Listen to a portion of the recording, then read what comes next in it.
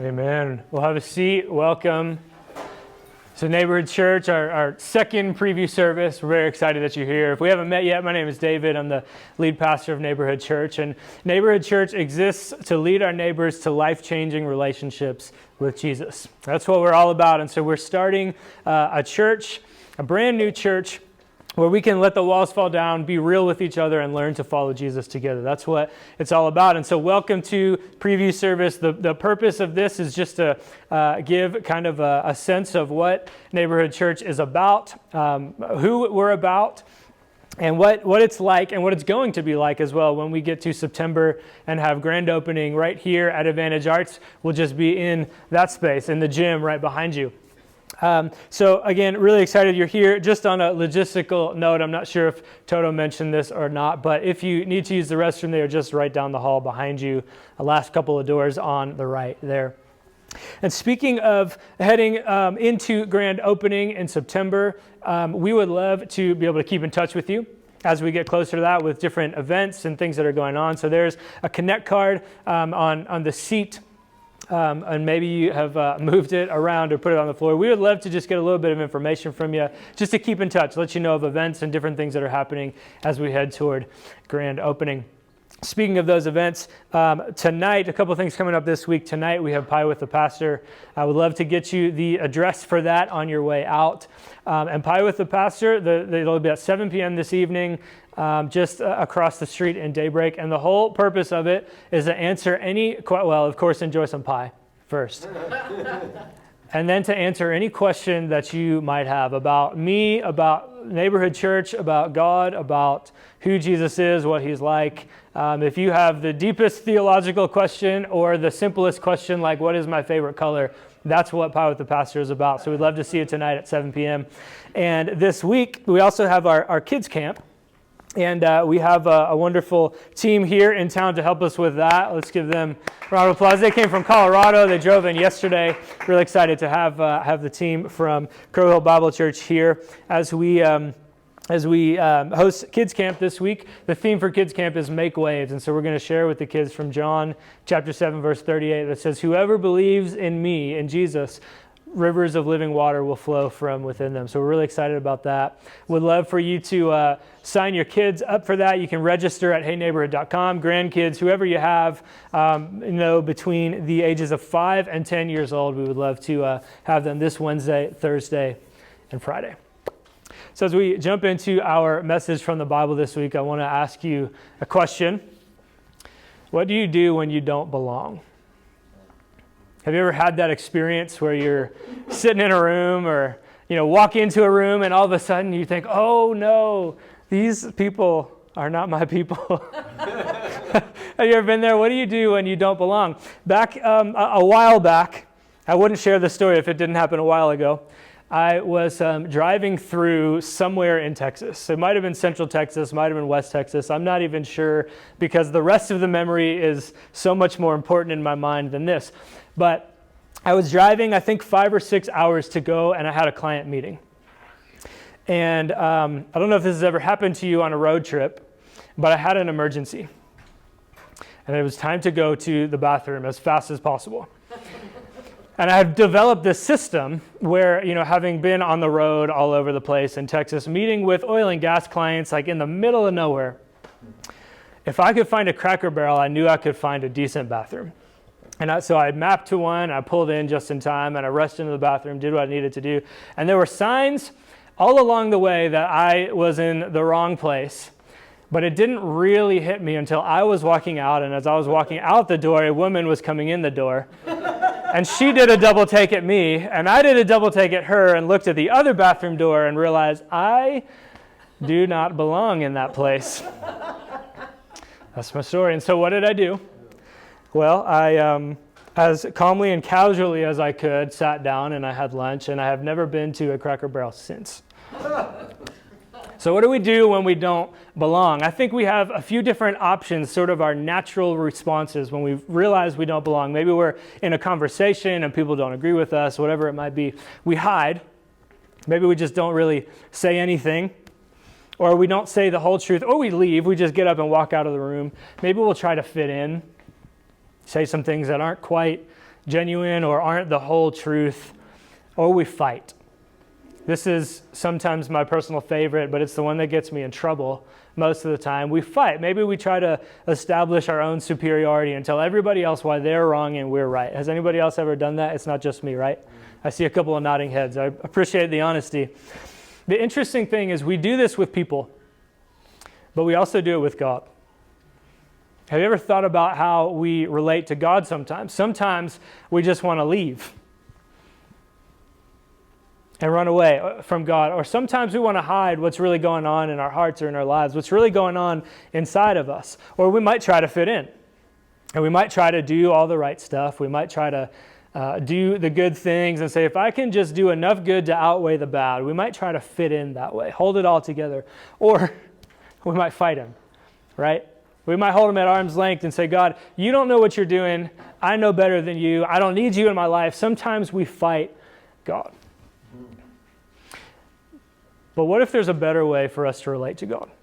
What if there's a better way for us to relate to him that is more honest to who we are? It's more authentic and genuine to who we are. It's also based on a better picture of who God is. And that's what we're going to talk about this morning. How we can live in this tension of recognizing in the presence of a perfect and holy God, we don't belong. And yet God invites us in to his presence. He invites us in so much so that he actually came to be with us. And so this is what we're going to look at this morning, and we'll be in Luke chapter 19, verses 1 to 10. And I love that we're going to be in Luke to talk about being places we don't belong and not quite fitting in, because Luke was a guy that, if you've heard of Paul, the famous missionary, just after Jesus' death and resurrection and ascension into heaven, Paul traveled around and planted lots of churches. He was a missionary. He started churches in different places, and then he would give the leadership away and he would go start a new one. What I love about being in Luke is that to describe who Luke was, I had to explain who Paul was, because Luke was a traveling friend, a companion of Paul. Many people believe that Luke was actually Paul's doctor, his physician who traveled with him. Kind of an outcast, kind of a name that nobody would have really known at the time. Of course, we know Luke today because he wrote a gospel account of Jesus' life. At the time, Luke wasn't all that important. And so we're going to focus on people like that and how Jesus interacted with them. And we're going to figure out how to live in this tension of I shouldn't be in the presence of God, and yet here he is inviting me in. And here's what we need to, this is the one thing, if you walk away with nothing else today, this is what I want you to walk away remembering. That Jesus went places where he didn't belong to bring us into a presence where we don't belong. Because we're not deserving of being in his presence. And yet he comes to us. So this is what we're going to see. Luke chapter 19. People are going to look at Jesus and who he's interacting with, this guy Zacchaeus, and say, he doesn't belong with them. They don't belong together. And so we'll start at verse 1. Here it is. He entered, meaning Jesus entered Jericho, and was passing through, and behold, there was a man named Zacchaeus. He was a chief tax collector and was rich.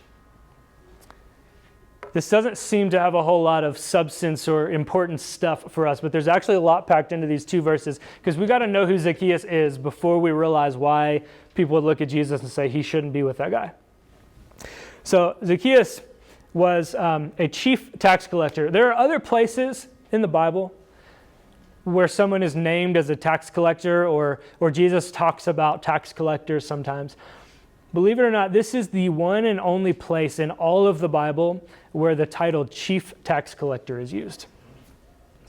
So Zacchaeus is kind of an important guy where he lives in Jericho, but not for good reasons.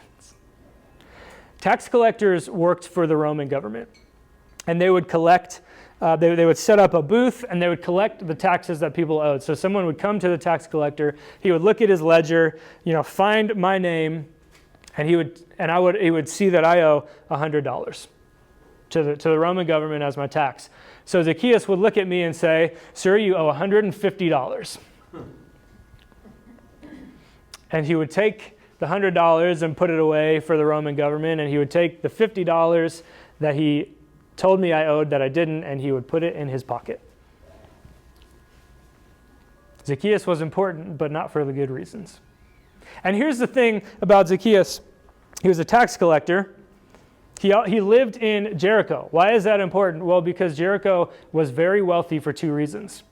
The first is that it was a center of balsam and balsam oil trade and production. Balsam oil was what hundreds of years prior to this they used to anoint the kings of Israel.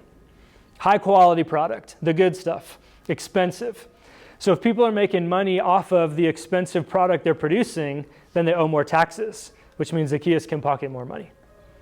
And Jericho is located at the intersection of two major trade routes going east-west and north-south. So there were tariffs, taxes on the goods coming in and going out. So he's got even more ability to collect. And as a chief tax collector, Zacchaeus is more than likely taking a cut of what all the other tax collectors he's overseeing are pocketing and stealing from people. So he's kind of just stealing from everybody. And he's rich. And people don't like him for that, for his lifestyle, for his money, for the source of his money. It's hard for us to understand, but if you remember, or if you don't remember, I'll explain it to you. In 2008, there was an economic collapse. And people lost thousands and thousands of dollars. Companies lost millions and millions of dollars. And the government started a program, and they would give companies bailouts to stimulate the economy. So this company called AIG was given a bailout of $85 billion. Not bad. Not bad, right? And what did they do with that money? Well, they did a lot of things. But one of the things that they did was they sent all of their executives to a party in California for $400,000. And they threw a party. And then they racked up a spa bill of $26,000 on top of that. And people were mad. And what did they say? They said, "You can't do that. That's taxpayer money. That's my money." Well, they looked at Zacchaeus and they said, "You can't have that mansion. You can't have that chariot. You can't have all those servants. You can't have all that property and all that stuff. That's my money you're doing that with." People did not like Zacchaeus very much.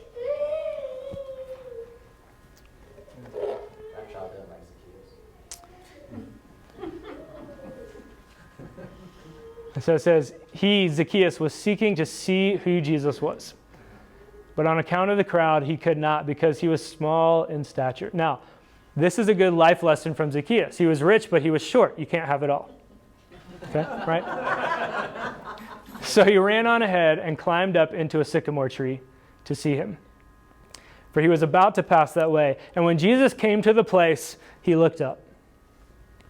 I think this is really interesting. And if I'm Zacchaeus in this moment, climbing a tree, looking down at Jesus, hoping that he's just going to pass me by and I can get a glimpse, and Jesus stops and looks up at me.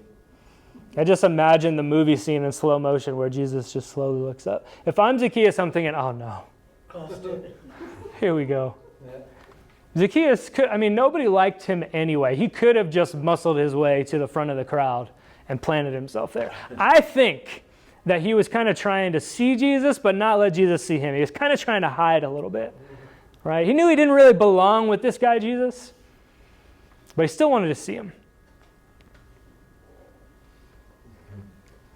And when Jesus came to the place, he looked up. And when Jesus came to the place, he looked up and said to him, "Zacchaeus, hurry and come down, for I must stay at your house today." Wait a second. Me? The rich guy nobody likes in the tree? Now, Zacchaeus has a choice at this point, right? We've talked about his options. He could get down and run away. That would be super awkward. Everybody would see it. He could try to hide, and maybe nobody else would see him and just think this Jesus guy was crazy looking into a tree talking to it.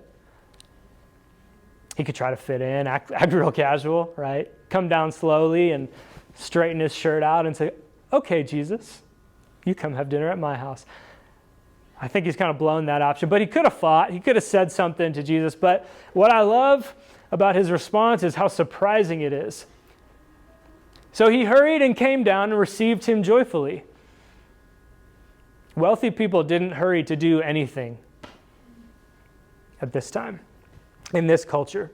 Zacchaeus hurries down the tree and receives him not just casually, but joyfully. And when they saw it, the people around watching this, they all grumbled, "He has gone in to be the guest of a man who is a sinner."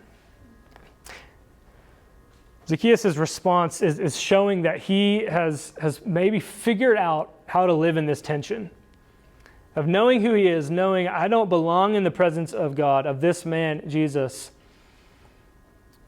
But here I am, and God is inviting me into his presence. Not just that, he's saying, I'm coming to your house. I'm getting into your business today. And so here's what we see. Jesus went places where he didn't belong to bring us into a presence where we don't belong. See, we don't belong in the presence of God because we are like Zacchaeus. We've got a past. We've got a history. But Jesus didn't belong at the house of a tax collector,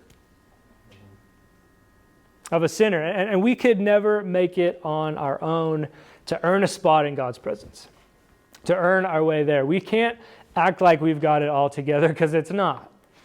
We can't be perfect enough. We can't be good enough because good enough is perfect to be in God's presence. And once we've blown that once, we've blown it forever because that's the definition of perfect. Perfect means perfect. There's no relative perfect. It's perfect or not perfect. And so we can't earn our way into the presence. We can't be perfect. But here's the thing. This is what I want us to know today is that we don't have to. Because there was one who did, his name was Jesus, and he invites us into the presence of God because he is God in the flesh. That's what he came here to do. And so we don't have to run anymore or try to hide or try to fit in or pretend anymore. We don't have to fight or push back against God. All we have to do is say yes. Because of God's love, he sent his son, Jesus, to come and be with us, to come into our mess so that he could save us from it.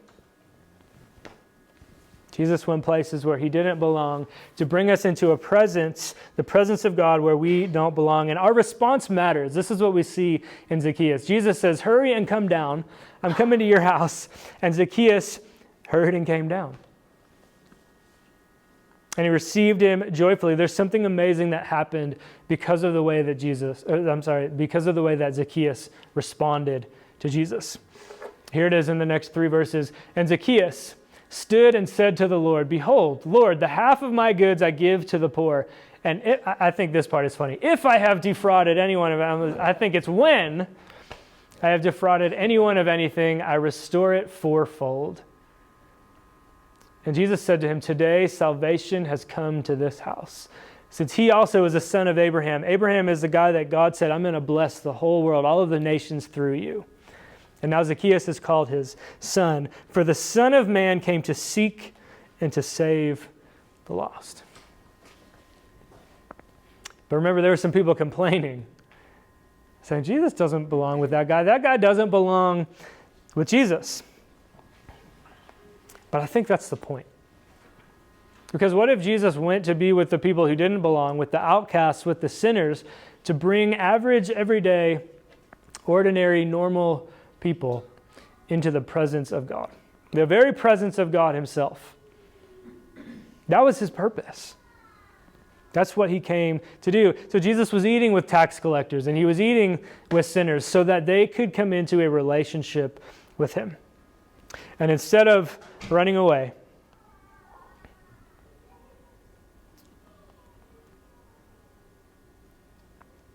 Zacchaeus accepted the invitation. Willingly, joyfully, hurriedly, he rushed down and he ran toward Jesus. The amazing thing is that Jesus says salvation has come today.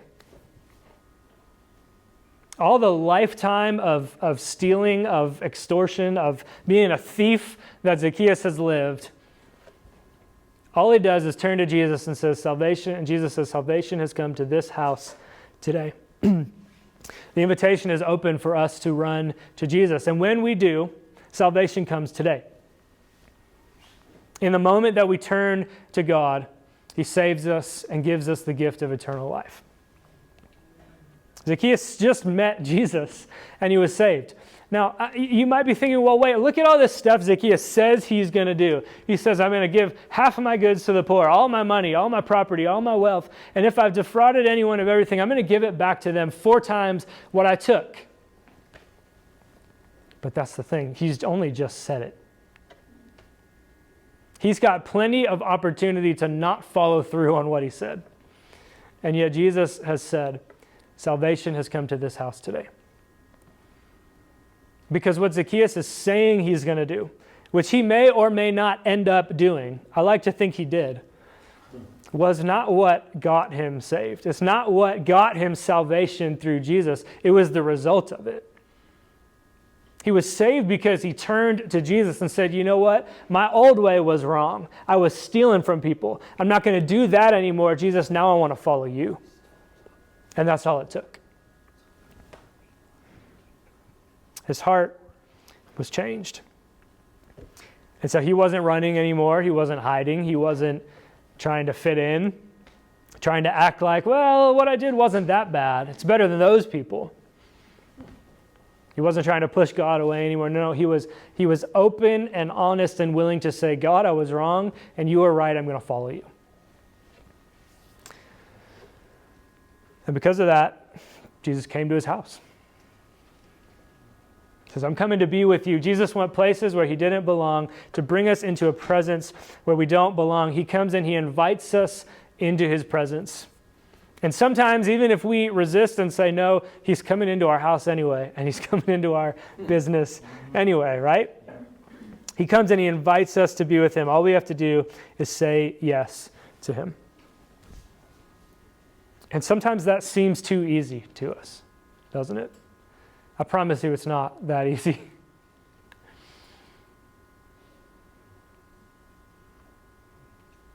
But the thing about Jesus' life is that every bit of it was lived to bring people into a presence where they don't belong. And his life was all about going places where he didn't belong. You've heard the Christmas story, right? Jesus is born into a manger. Manger is our kind of nice modern way of saying feed trough for livestock. It was made out of rock, and it was like a shallow bowl carved in the rock. I've seen my dog eat food out of a bowl, and I don't care how many times you wash it, I'm not eating out of that bowl. And that's where they put Jesus when he was born.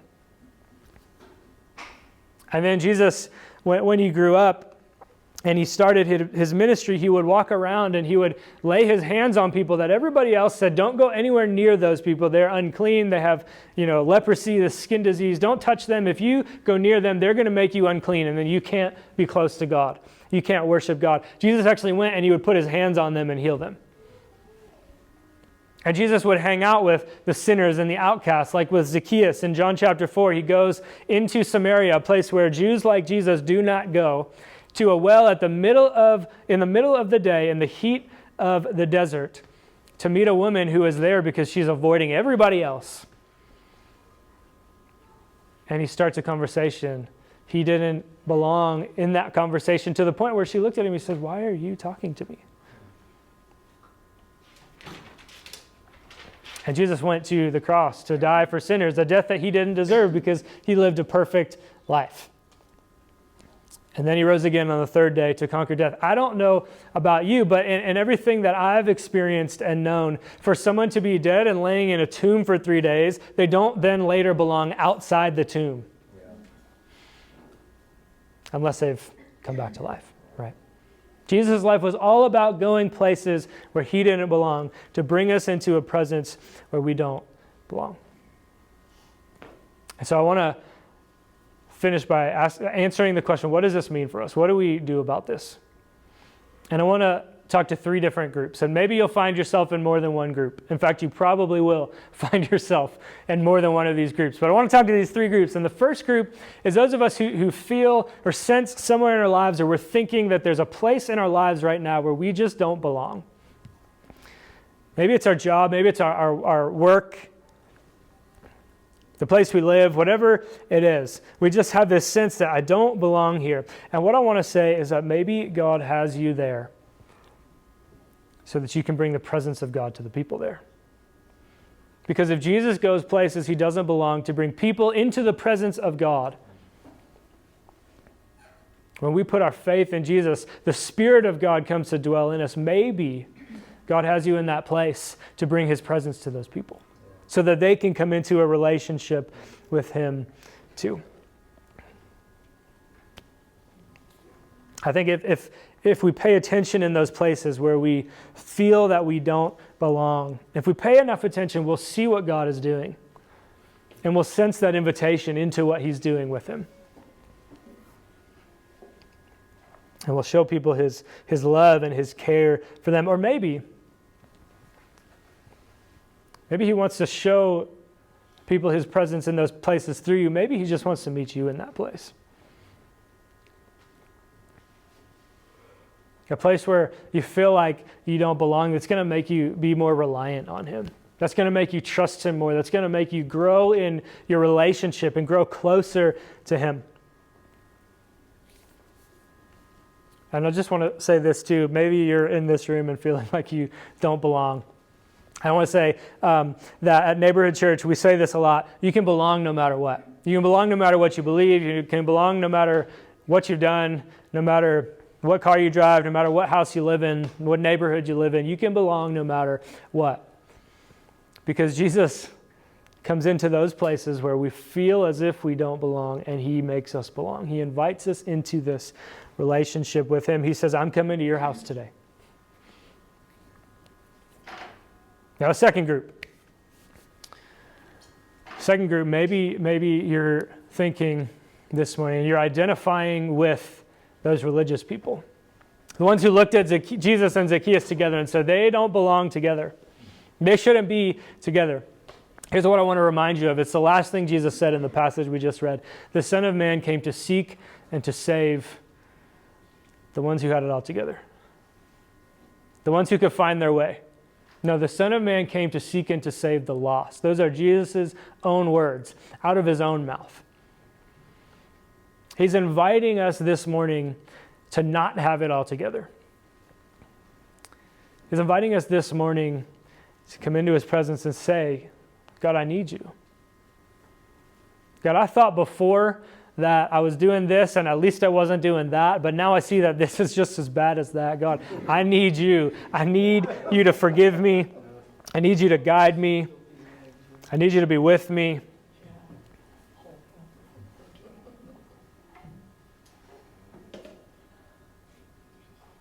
We don't have to fit in anymore. We don't have to pretend anymore. We don't have to hide anymore. We don't have to fight back against God anymore. He's inviting us to just be real with him. Not act like we can handle it all on our own, but say, God, I need you. That's the invitation for us this morning if we identify with those religious people, to know that he already knows us. All the stuff we're trying to hide from him anyway, he already knows, and he loves us as if we were perfect like Jesus. The moment we put our faith in Jesus, we get to wear his perfection before God the Father. And here's the third group. For those of us who feel like Zacchaeus, maybe we need to say yes to this invitation from Jesus. Maybe we need to say yes to the invitation from Jesus again. I think that's true of us every day and every moment, that Jesus is inviting us to something that we've got to say yes to. And the invitation is there for us to not run from him, to run to him. When we're feeling like we don't belong, we've got to remember, I want you to remember that you are invited.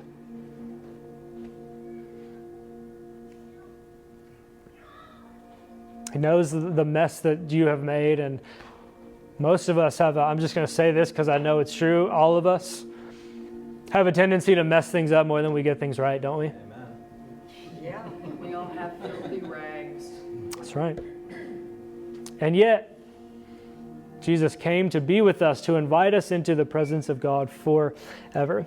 He wants to come to your house and he wants to sit at your table today. Can you imagine that just for a second? If you close your eyes if you need to, just imagine if Jesus walked into your house and just sat down at your table today. That's what he wants to do. So for all the groups, all three of the groups, for everybody, saying yes to Jesus is just simply acknowledging that we need him. Acknowledging that we couldn't cut it, but that Jesus did. We're saying, Jesus, I'm choosing to turn toward you because your way is better. Your thoughts are better than my thoughts. Your love is better than any other place I could go and try to experience love. So God, we're trusting you this morning because we know that there's nowhere that you wouldn't go to be with us. That's what we're saying when we say yes to Jesus. There's nowhere you won't go to be with me. And so when we're not running, when we're not hiding, when we're not faking it anymore, that's where life begins. So we turn to Jesus and we say, Jesus, come in to my life, be with me. And he says, I'm coming to your house today. I'm going to be with you today. So we're going to have some time to reflect on the message this morning. And this is something we like to do at Neighborhood Church so that it's not me just talking at you for a little while and you saying, oh, that's a nice message, or maybe that wasn't a very nice message, depending on the day, I guess. But we're going to take some time to reflect. And so I'm going to put these questions on the board, 3 questions. And these aren't meant to be a checklist for you to get through in the next couple of minutes. Toto's just going to give us a little bit of background music to help us focus. You can pick one of these questions. You can pick a different thing and reflect on that. Whatever you need to do to say, God, what are you doing in my life right now? What do you want to do in my heart this morning? So here's the first one. Where are you beginning to see Jesus that you didn't expect him to be? He's there. We just got to pay attention to him. We got to look for him. Jesus, what do you want to do in that place? What do you want to do in me or through me in that place? Here's the second one. What would it take to stop running, hiding, or faking it and admit your need to God and others? That's where life begins. That's where we find rest. What does it take to get that rest? What do we need to admit? And here's the last one. How will your life change if you say yes to Jesus' invitation? And that's not just for the first time. I want to say this. If this is the morning, this is the day that for the first time you say, yes, I want to follow this Jesus guy. I want this relationship with him. There's a box on your Connect card. I would love for you to check that. I just want to follow up, celebrate with you. We've got a Bible for you on your way out. You can drop that Connect card in the basket on the welcome table on your way out. We just want to help you figure out, okay, what are my next steps now? But it's also for every one of us in the room. Even if we've said yes to Jesus before, where do we need to say yes today? Where do we need to say yes this week or this month or this year?